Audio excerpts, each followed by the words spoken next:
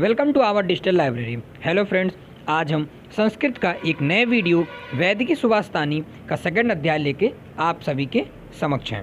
सबसे पहले मैं आपको ये बताना चाहता हूँ कि ये वीडियो में आपको इम्पॉर्टेंट श्लोक ही मिलेंगे, यानी ऐसा तो है नहीं कि चैप्टर में श्लोक 3 ही होंगे, बट ये 3 श्लोक बहुत इंपॉर्टेंट है। तो फर्स्ट है चरक शुश्रुताश्च वाग्भट्ट तथा अपरः मुखाश्च संहिता वाच्यस्य एव युगे युगे, अर्थात the Charaka Samhita of Charaka, the Sushruta Samhita of Sushruta as well as the Ashtanga of the Vagbhata are set to be the principal treatise in Ayurveda for all generation. अगर इसका हिंदी समझते हैं, चरक, सुश्रुत और वाग्भट ये युग युग की 3 संहिताएं मानी जाती हैं।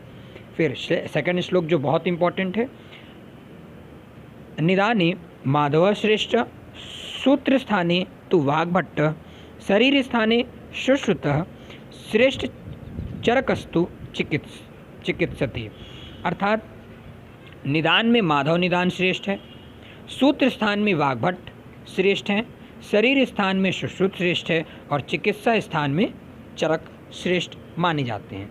ये 4 आपको बताया, आपने फर्स्ट ईयर में पढ़ा भी होगा।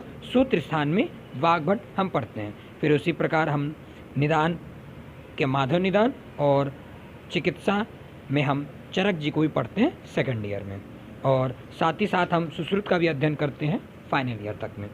तो ये है निदाने माधव श्रेष्ठ, सूत्र स्थाने तु वाग्भट्ट और शरीर स्थाने सुश्रुत, श्रेष्ठ चरकस्तु चिकित्सते।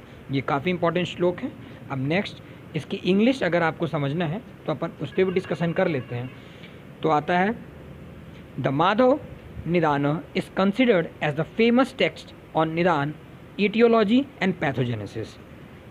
The Sutrasthanam of the Ashtang Sangrah and Ashtang Hriday, यानी अष्टांग संग्रह और अष्टांग हृदय दोनों वाग्भट्ट जी की है, और Vagbhata is regarded as the most illustrious one, and the Saristhan of Sushrut Samhita is the unique exposition of Sharir, human anatomy and physiology, and the Chikitsa Sthan of Charak Samhita is re-awarded as a pioneer in the therapeutic practice। ये इसका English में था।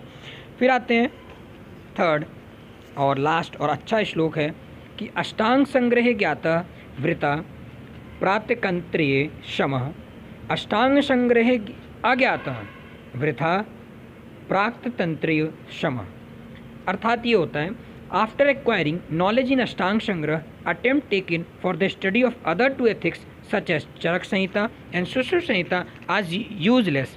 Similarly, knowledge acquired from other ethics is meaningless if effort is not made to study the Ashtang Sangrah। यानी अष्टांग संग्रह का यथार्थ ज्ञान प्राप्त कर लेने पर उससे पहले के तंत्रों का ज्ञान प्राप्त कर लेने का परिश्रम व्यर्थ होता है। वैसे ही यदि अष्टांग संग्रह का ज्ञान प्राप्त न किया हो तो पूर्व तंत्रों का ज्ञान प्राप्त कर लेने पर का परिश्रम भी व्यर्थ माना जाता है।